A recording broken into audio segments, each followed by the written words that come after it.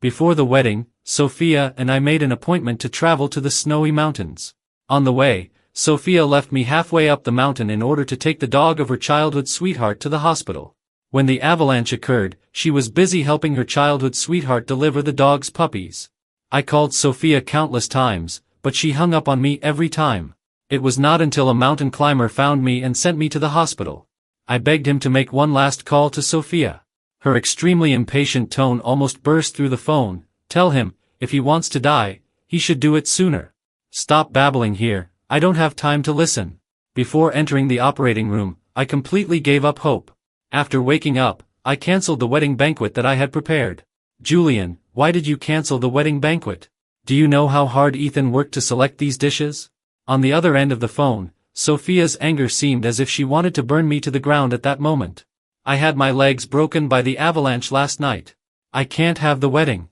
The effect of the anesthesia on my legs hadn't worn off yet, and my whole brain was still in a dazed state. However, Sophia on the other end of the phone didn't want to let me go so easily. She retorted confidently, "It's just one broken leg. You can just use a crutch." A dense stinging pain hit me, and I gritted my teeth hard to keep myself from crying out. My whole body was shaking non-stop. Both legs are broken. The air fell into a deathly silence. After a long while, Sophia quickly said, "Since the wedding can't be held, don't waste the banquet. It's just right to hold a celebration banquet for Coco. This time it gave birth to 5 puppies and we need to have a big celebration." Coco is the dog raised by Sophia's childhood sweetheart. She used the most ordinary words, which turned into ice blades and stabbed straight into my heart. I gasped in shock at the coldness. I said it was up to her, and Sophia immediately hung up the phone. Even if a stranger learns that someone is in the hospital, according to custom, they will offer some words of comfort and concern, right? What's more, it was they who left me behind, which led to my injury. Now I'm reduced to being less important than a dog in her eyes. On the day of removing the stitches, the pain made big beads of cold sweat break out on my forehead. The doctor was afraid that I would pass out from the pain, so he stopped what he was doing and allowed me to rest for a few minutes. The notification sound of Ethan's WeChat moments came from my phone. I clicked in and saw a photo of Sophia and Ethan holding the dog. In the photo, Sophia's long black hair was coiled up with just a hairpin. She was wearing a red cheongsam, holding the dog and snuggling in Ethan's arms. Ethan was wearing a black Chinese tunic suit and had a tall and straight posture. The caption was, "Coco, you've worked hard. Mom and Dad are proud of you." Ethan specifically reminded me to look at this post, and the purpose was obvious. He succeeded. I really felt so heartbroken that I couldn't breathe when I saw it, and it hurt more than having the stitches removed from my wound. I lay back on the hospital bed with a pale face. The next second, Sophia's call came in. Ethan found a master to calculate the date. "It's suitable for marriage in 3 days. We'll hold the wedding again then." No, my legs haven't healed yet. When the person on the other side heard me say this, they immediately became angry and shouted, "Julian, don't be ungrateful. Coco could run around right after a difficult labor. You've just had your legs broken and you've been recuperating for almost a month. How could it not be healed yet?" I fell silent, not knowing how to answer her. People are different from dogs, and besides, the illnesses are not the same. Not getting a reply, Sophia angrily shouted, "In that case, let's just not have the wedding at all." "Okay," I replied simply and firmly. On the other end of the phone, Sophia had expected that I would try to persuade her to keep the wedding. Unexpectedly, after I said that, she stammered uncertainly, "You said okay?" "Yeah." In an instant, Sophia exploded. "Julian, are you crazy? I'm telling you, this wedding is not negotiable. You have to crawl to the banquet hall even if you die." Her voice was so loud that it hurt my eardrums, and I had to hold the phone farther away. Beep, beep, beep. After venting her anger on me, Sophia hung up the phone before I could reply. I sighed. This was probably the consequence of me giving up my career for love in the first place. I scrolled through the phone book on my phone and found the phone number at the bottom and dialed it. Before the phone rang for 3 seconds, the other side answered. "I regret it. I want to work on a career with you." A very excited voice came from the other side, and we agreed that he would come back from abroad to pick me up and go abroad together. After that day, Sophia made another phone call, only saying that the master had calculated that there would be an even better day later, and the wedding was postponed. After that, she never contacted me again. It wasn't until I was about to be discharged from the hospital that she sent me a text message saying that she would come to pick me up from the hospital today and asked me to wait for her at the hospital gate. In November, the cold wind was biting, whistling into my collar, making me keep rubbing my hands to keep warm. I waited from the time the sun rose until it set, and it seemed that the moon was about to come out. My heart was as cold as ice. I picked up my phone and wanted to make one last attempt to ask if Sophia had come. But I saw the post that Ethan had sent 5 minutes ago. There were 2 live photos with no caption. I clicked in. One photo was of him holding a puppy and saying that the mother dog didn't have enough milk and the puppy was pitiful because it couldn't get enough to drink. The other photo was of Sophia with her hair loose, wearing a floral apron, stirring the boiling soup in the pot with a spoon. Ethan was praising her beside her. Coco's mom is really thoughtful. 2 crucian carps weren't enough, so she added 2 big pork bones for Coco. This kind of crucian carp soup was what I learned to cook for her on the internet when she was sick. At that time, she pestered me saying that she wanted to learn, and that she would cook it for me like this when I was sick in the future. I taught her, but unfortunately, the soup she was cooking now wasn't for me. The milky white soup was boiling in the pot, just like my heart that was being stewed at the moment. The heat made my hands tremble uncontrollably. I exited the WeChat Moments and opened the ride-hailing app to call a car home. Seeing that the lights in the house were still on, thinking of the WeChat Moments that Ethan had posted just now, Sophia should still be at his house. Maybe she just forgot to turn off the lights when she went out. I turned the key to open the door, and a scream of, from Sophia came from the living room. She was curled up in Ethan's arms on the sofa, and the lipstick on her mouth was smudged all over. When she saw me come in, she became furious and grabbed a pillow beside her and threw it at me. "Didn't I tell you to wait for me at the hospital gate?" The gray-blue shark-shaped pillow rolled twice on the ground and landed steadily at my feet. Its small eyes looked at me confusedly and helplessly. I remembered when we first moved into this house, there was no furniture or home appliances. She took my hand, opened her big round eyes and smiled sweetly, saying, "Just buy 2 stuffed toy pillows first, and we can add the rest slowly later." We wandered around IKEA 2 or 3 times, and finally chose this shark-shaped pillow. "Here, this big one is you, and the small one next to it is me. You have to protect them well in the future and don't throw them around." Now the small shark was at my feet, and the big one was being used as a cushion under Ethan's buttocks. I bent down to pick up the pillow and gently patted off the faint dust on it. It was clearly she who said she wanted to protect it well. "I'm talking to you. Are you deaf?" Just as I opened my mouth to explain, I saw her wave her hand impatiently. "Forget it. There's a bowl of nutritious soup I cooked for you on the table. Go and drink it." It was as if I had been slapped hard and then given a sweet date. No one cared if I was in pain, and no one cared whether I was willing to accept such a form of compensation as a sweet date. Sophia stared at me intently, as if I didn't drink this bowl of soup at this moment, I would be a criminal deserving of death. I gave in.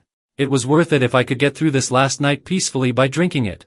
I lifted the ceramic lid of the pot, and the soup inside immediately made my face turn cold. Ethan quickly got up from the sofa, walked quickly behind me and craned his neck to look into the pot. He covered his mouth in surprise. My God, the soup has already cooled down and formed oil droplets on the surface. He looked at the soup as if feeling sorry for it, and then looked at me with a false look of guilt and continued. "This crucian carp soup even has 2 big bones added to it and was slowly stewed over a low fire.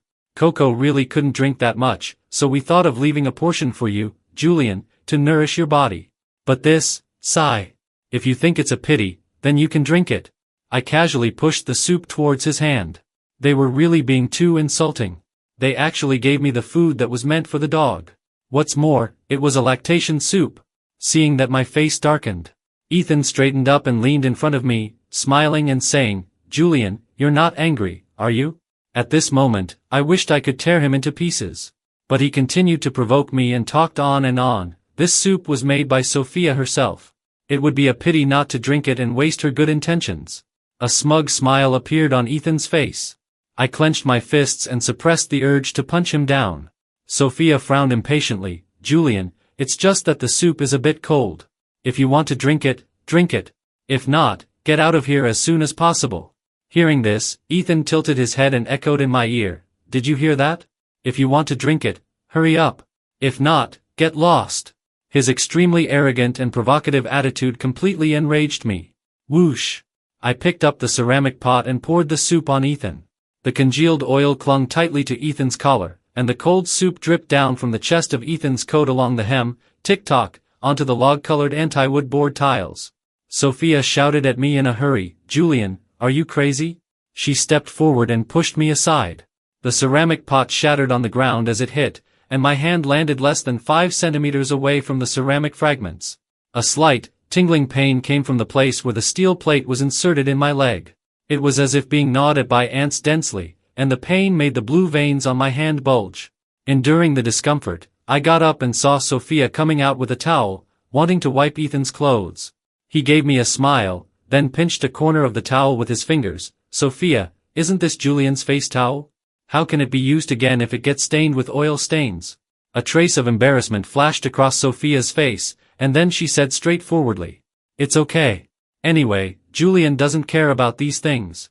After I wipe you with it and wash it, it can still be used for washing his face. I'm probably like a trash can in her eyes, otherwise why would she dump all kinds of rubbish on me?" My heart was a bit tired, and I felt extremely fatigued all over. I walked straight to the bedroom, locked the door and then lay down on the bed. Outside the door, seeing me leave, Sophia and Ethan became even bolder and started flirting. "Ethan, don't move there. I haven't wiped your clothes clean yet." "What's the point of wiping the clothes? I'm all on fire and just waiting for you to put it out." "Ahaha, keep your voice down. You're so annoying. What if he hears us?" "Don't worry. My movements are so quiet. Come on, baby, give me a kiss. Even if I pulled 2 pillows over my ears to block them, I still couldn't stop those disgusting sounds from reaching my ears. Perhaps their movements were too big and they knocked over the vase. The sound of the glass shattering brought them back to their senses. After a moment of silence, there came a series of dong-dong-dong knocks on the door. "Julian, you splashed dirty water on Ethan's clothes and made me clean up the mess, and that's okay. But now how dare you huddle inside and not make a sound?" Ethan beside her didn't forget to fan the flames. "Sophia, Julian didn't mean it. Let it go. It's just a pity that these clothes are quite expensive." Provoked by his false words, Sophia became even angrier and started pounding on the door. "Julian, come out and apologize right away, and pay for Ethan's suit by the way." Seeing that I didn't make any response, Sophia was so angry that she kicked the door violently with her foot, making a bang-bang-bang sound. I got up and opened the door directly. She let out an ouch and almost fell to the ground. Before she could start cursing, I took the disinfectant alcohol and sprayed it at them first. "Julian, if you don't want to apologize, that's okay. But what are you doing now?" As he spoke, he protected Sophia in his arms and stepped back. Sophia couldn't stand it anymore. She rushed forward angrily, snatched the alcohol bottle from my hand and threw it aside. "If you want to go crazy, go outside and do it." I smiled self-deprecatingly, raised my hand and pointed at them. "Me going crazy? You two are so dirty, and I'm being kind enough to disinfect you. How am I going crazy?" Sophia glared at me furiously. "What do you mean? You two are having an affair and you're still asking me what I mean?" She stared at me with a cold expression. Ethan pushed her with his hand as if urging her. Sophia came to her senses, left a sentence, "I think you've been in the hospital for too long and messed up your brain," and then pulled Ethan and slammed the door as they left. Looking at the door that she had closed heavily, a sense of powerlessness swept over my whole body. I slowly slid down along the door and sat on the ground. By chance, I caught a glimpse of a gift box beside the pile of glass fragments. The familiar outer packaging drove me to get up and walk towards it. Inside was my favorite computer graphics card, and there was also a greeting card inserted in the corner. "Happy birthday, Ethan. This is just a sample.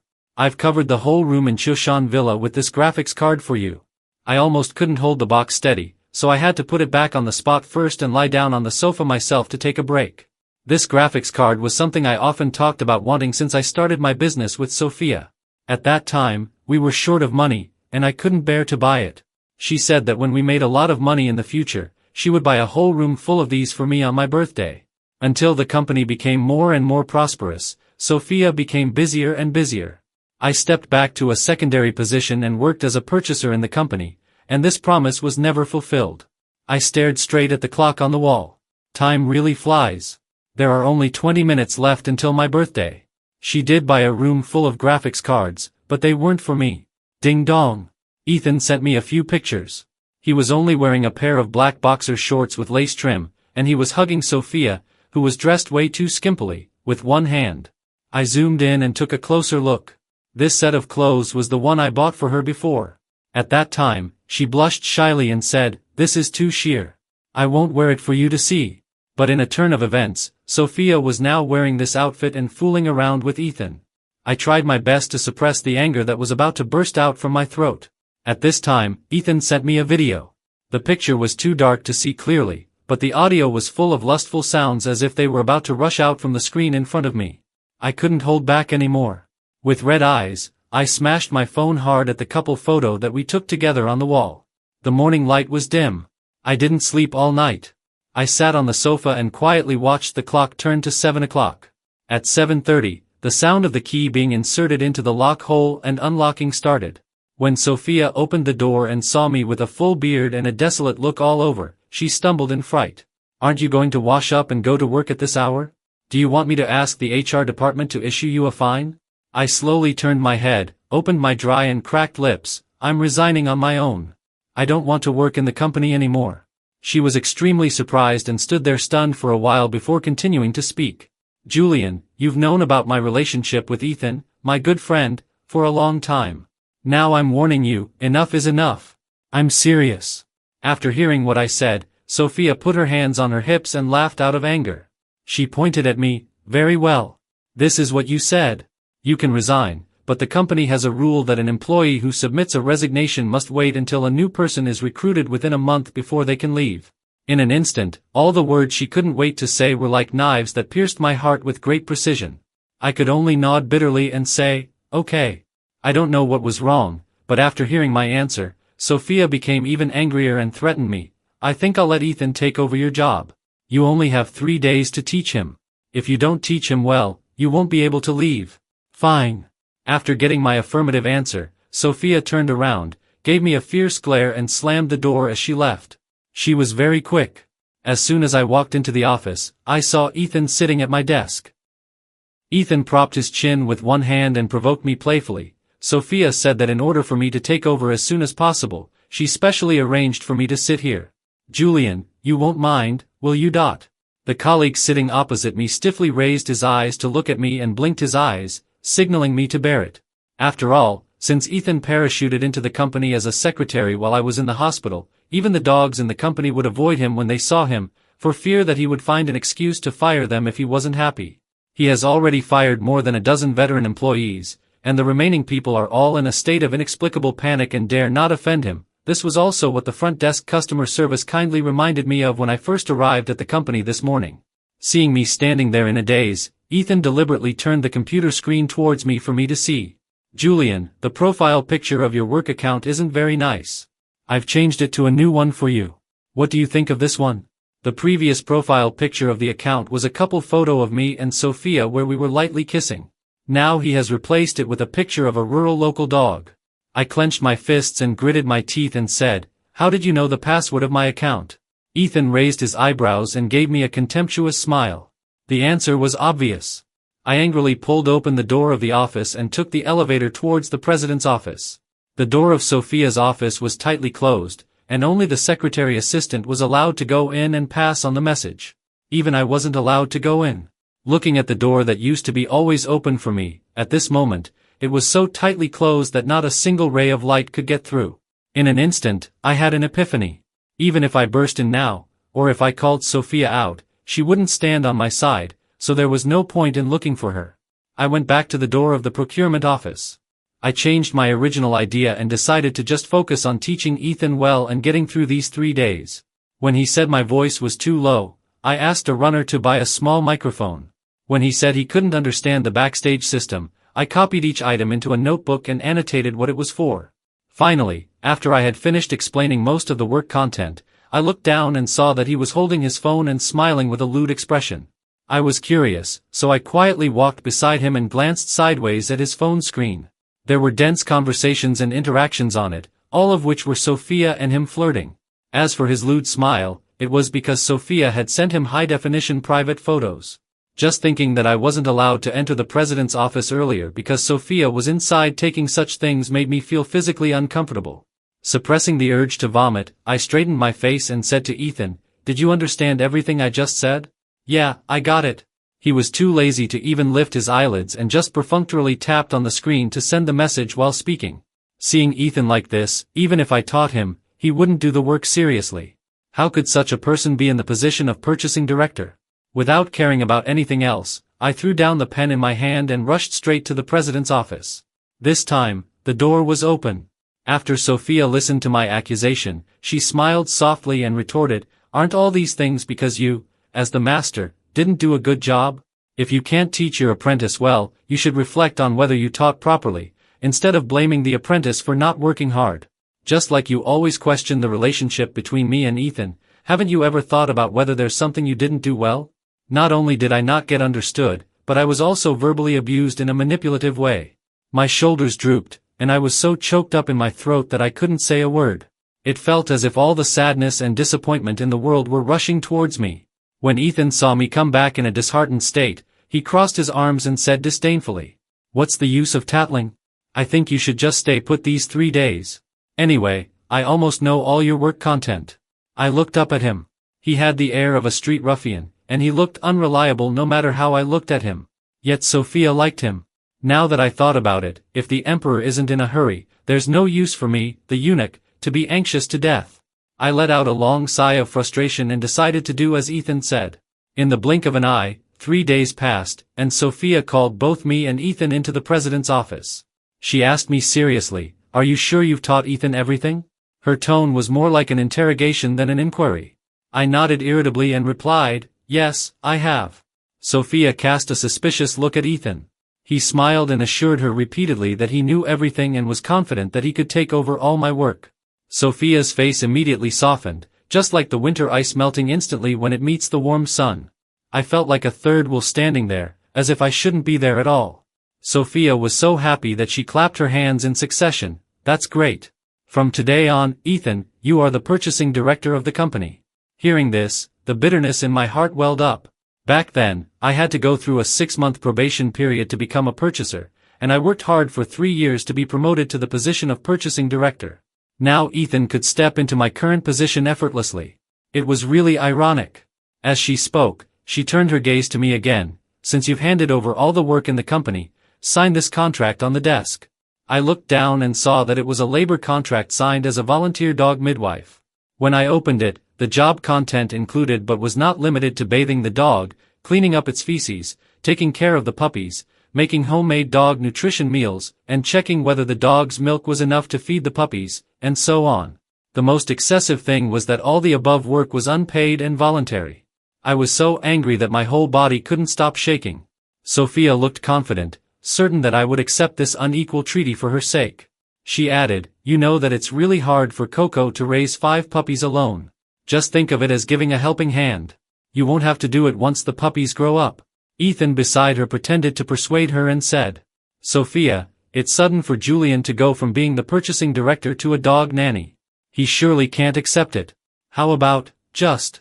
As soon as Sophia heard this, she interrupted him.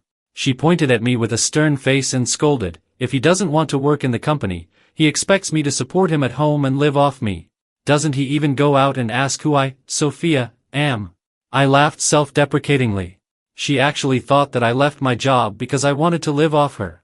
All the bits and pieces of our past struggles together now reappeared in my mind as a huge joke. Seeing that I had no intention of repenting and even dared to laugh, Sophia couldn't hold it in either and shouted at me, "If you dare not sign this contract today, I'll break up with you. And this company will have nothing to do with you either." She also knew that this company was co-founded by her and me in the first place, and as a matter of principle, I should have half of it, but I didn't want any of it now.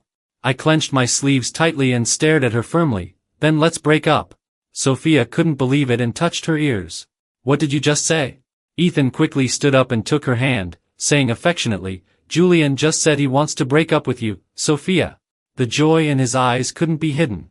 Upon hearing this, Sophia's face darkened completely, and she warned me, "Julian, it's okay if you don't sign that contract.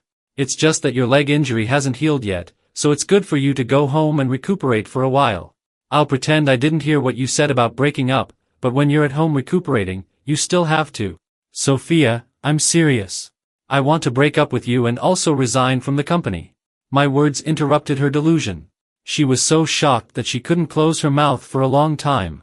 I turned around and was about to walk out. Sophia hurriedly shouted, "Julian, if you walk out of this door today, don't come back again in the future." Hearing this, I turned around and looked at her. Okay. After saying that, I walked out of the door resolutely. All that was left was Sophia, who was acting like a madwoman and swept everything on the table onto the floor. As soon as Ethan put his hand on her wrist, she threw his hand away violently. "Get out of here. All of you get out." He had no choice but to timidly withdraw his hand, and in his mind, he cursed me hundreds of times before leaving leisurely. The process of packing my things at home was extremely fast.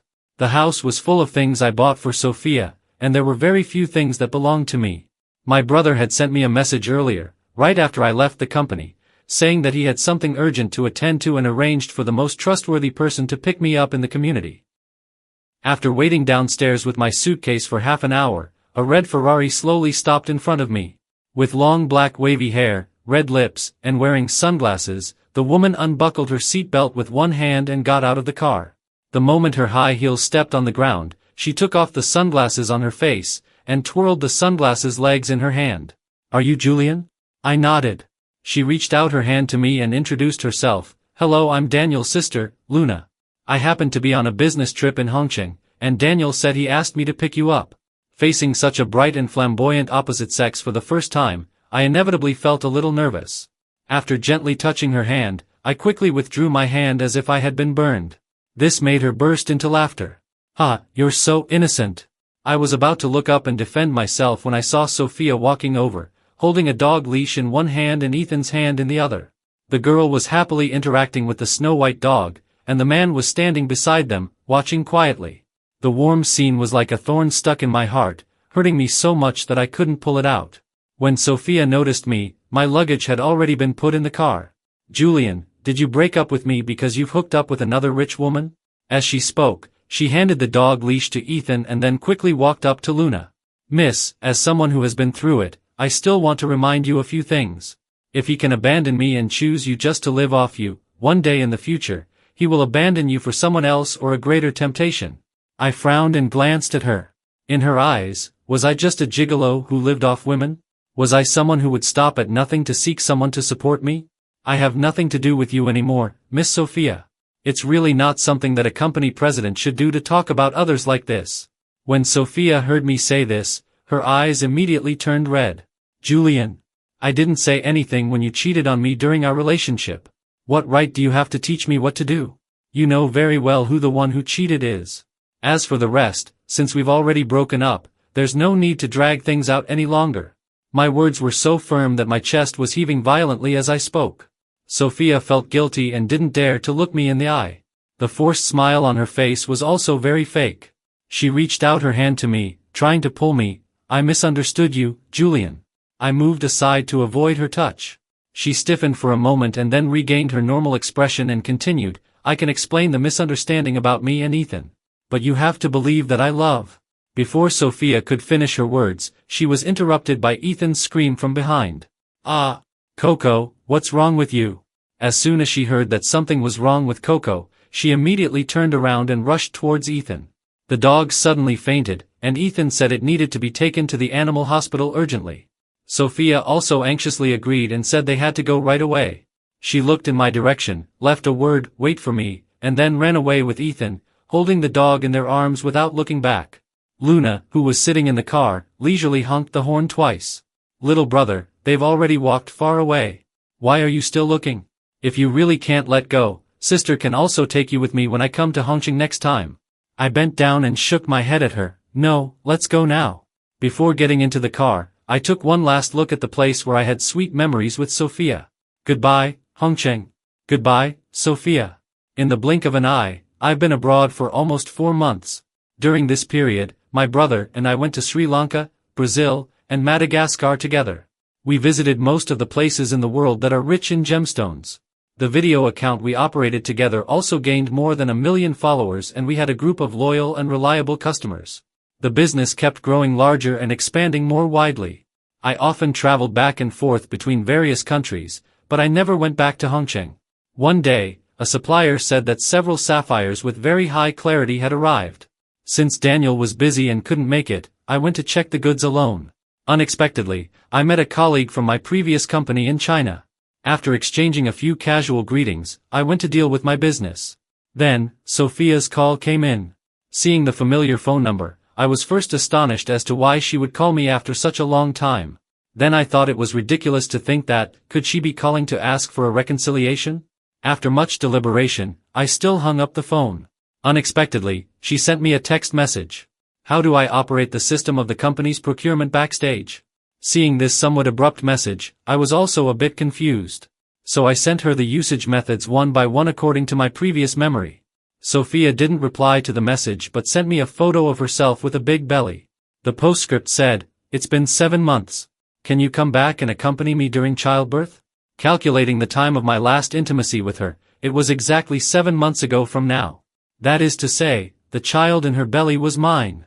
Although I was shocked by this situation, I still decided that no matter what she had done before, I had to take on the responsibility of being a father.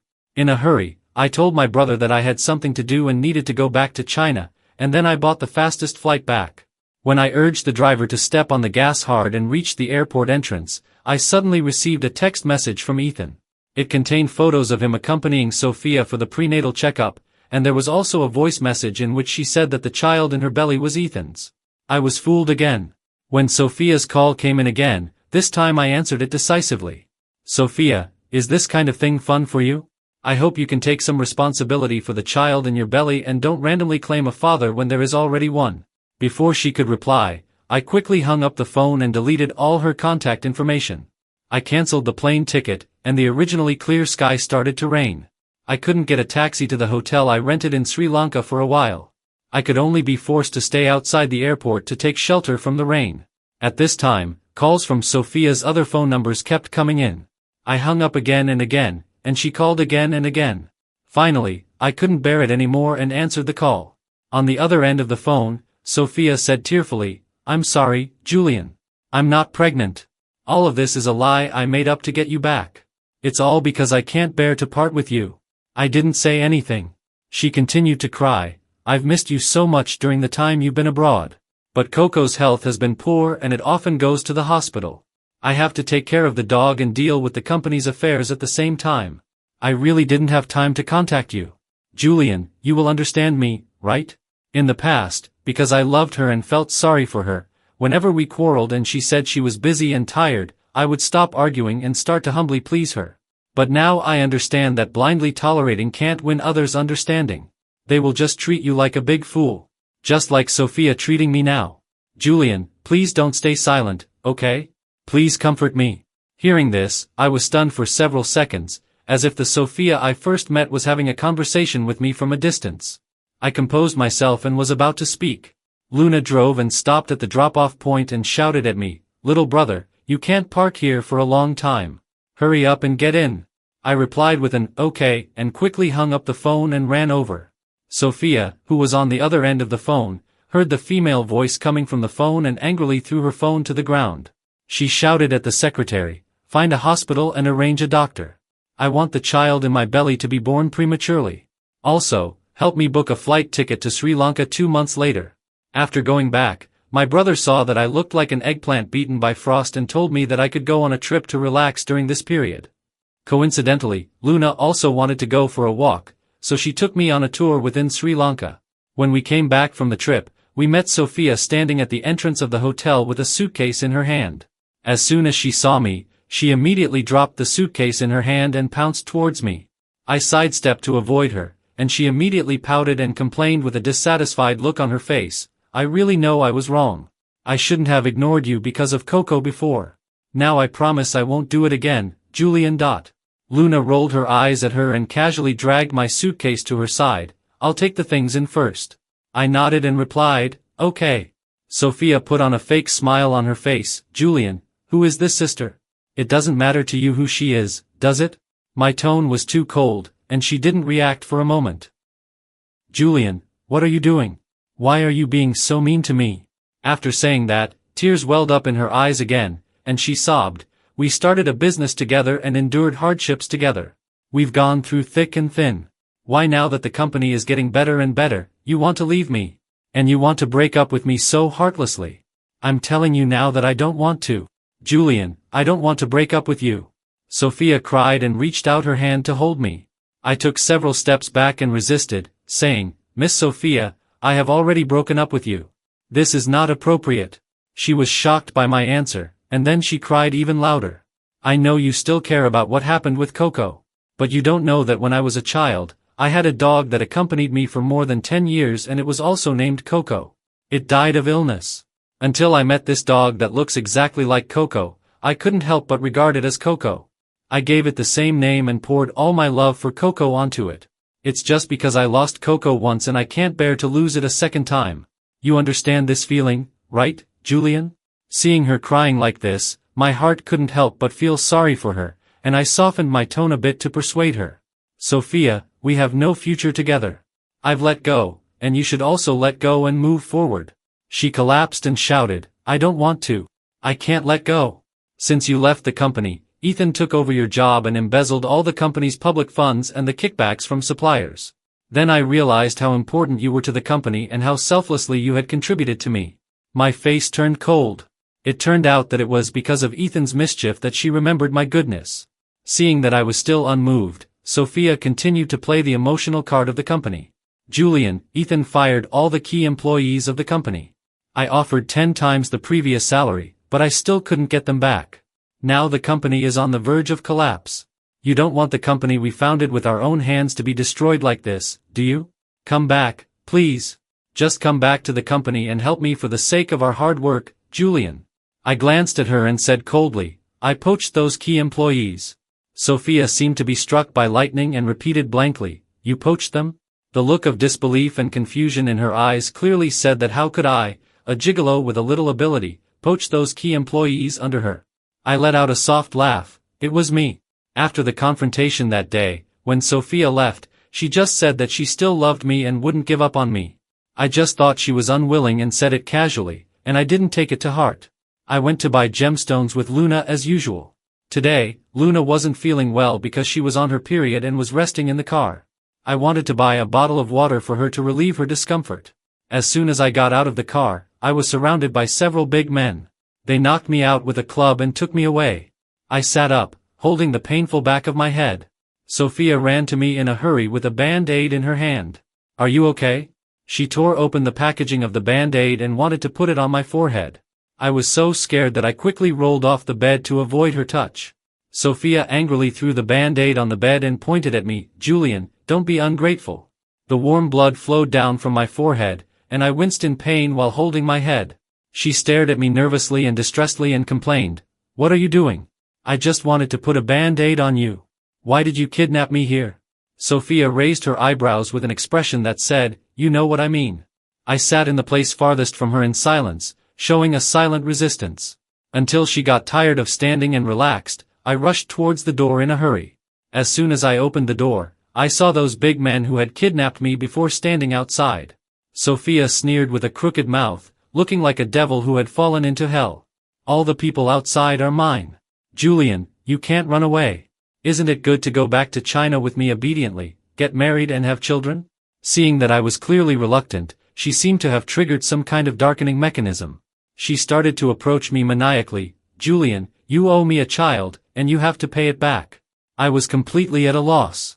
While dodging and keeping a distance from her, I questioned her, when did I owe you a child? Tears dripped down Sophia's face, and she threw her head back and laughed loudly. I had a cesarean section in advance to give birth to our son in order to beg you to get back together with me. But he was clearly doing fine in the incubator. As soon as I flew to find you, he suddenly stopped breathing. Don't you think you owe me a child? Hearing this, I didn't know what to say. I felt sorry for that child who had just been born. I also hated irresponsible parents like Sophia. The door was blocked, and I didn't want to fight against Sophia, whose mental state was already out of order. I swept my gaze towards the window. I'm afraid this is the only way out left. With a big stride, I rushed to the edge of the windowsill. Sophia was so scared that her eyes seemed much clearer. She quickly waved her hand to persuade me, Julian, this is the 15th floor. You'll lose your life if you jump down. Seeing that I was resisting her like this, she shouted desperately. Why on earth won't you get back together with me and be with me again? After asking, she fell into a crazy mood again and started laughing maniacally. Is it because of that dog? Don't worry, I've already given that dog away. Seeing that I didn't respond, she shook her head and said, Is it because of Ethan? Don't worry. After our son died, Ethan squandered all the company's money. In a fit of anger, he guess what I did to him? I didn't guess, nor did I jump out of the window. Luna rushed in with the local police in a timely manner to rescue me. When Sophia heard the siren of the police car, she fled in a panic. Luna reached out her hand to me. I'll hold you. You climbed down slowly. Sweat dampened her rosy face, and I heard my heart start to pound. After that day, Sophia never showed up again, and Luna and I got together tacitly. I never expected that I would be in a relationship with an older woman. But to be honest, an older sister like Luna is really great. Soon, we reached the stage of discussing marriage. Luna's parents said that the condition for marrying her was to open 3 companies in China. In less than 3 years, I opened 2 branch companies in China. When the 3rd company opened, to celebrate, Luna and I went to the site in person for the ribbon-cutting ceremony. Luna's parents were also at the scene and were very satisfied with me. Just as the host announced the start of the ribbon-cutting ceremony, someone in the crowd played through a loudspeaker. The person in charge of a well-known jewelry company actually started his career by relying on a rich woman and living off her. These eye-catching words put together immediately caused a commotion among the crowd. Standing on the stage, I immediately locked onto Ethan in the audience. I signaled the bodyguards behind me with my eyes to take action, and Ethan was dragged away by the bodyguards and the security guards maintaining order at the scene. The ceremony continued. Luna's parents scanned me and said, Handle this matter as soon as possible. Don't let there be any mistakes in next month's wedding. I nodded in agreement. Luna stroked the back of my hand worriedly. I and the baby will be waiting for you at home. When I saw Ethan, he was tied up with tape around his mouth and all over his body, and was thrown in the utility room. I went up to untie him, and he couldn't wait to curse at me. You're a gigolo. You're just lucky. You could cling to Sophia before, and now you can cling to Luna's family. Your luck will run out someday. I can't deal with you now, but when your luck runs out, I don't believe I can't deal with you. I was puzzled. If the conflict was because of Sophia, I had already completely cut off relations with her several years ago. So where did Ethan's overwhelming resentment come from? What did Sophia do to you because of me? With just one sentence, Ethan's eyes turned red. Through his intermittent sobbing and accusation, I understood that Sophia had gone crazy after losing the child back then. The dog wasn't given away, it was buried in the ground. Ethan was also tied up by her and made into a eunuch. Being a modern eunuch is simply a complete despair and humiliation. After hearing this, I contacted the African side overnight and sent Ethan there to study and further his education.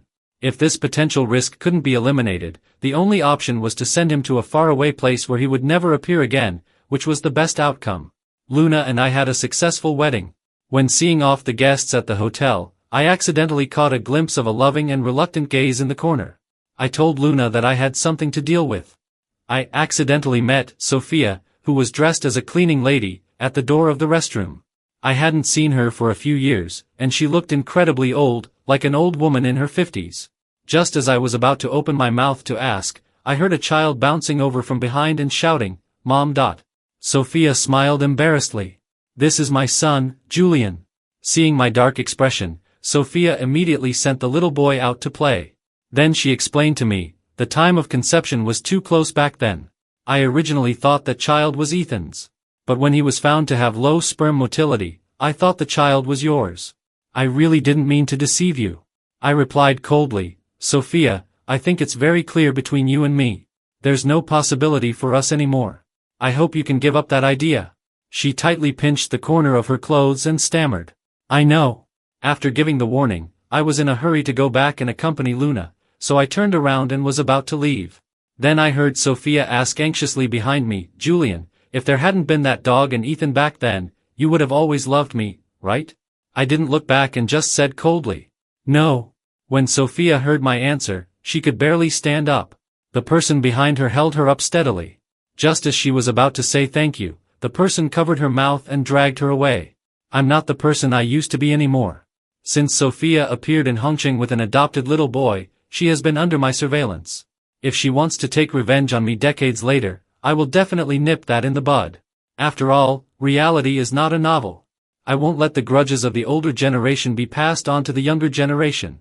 The bodyguard came back and said that Sophia and that little boy had been safely sent onto the plane to Africa.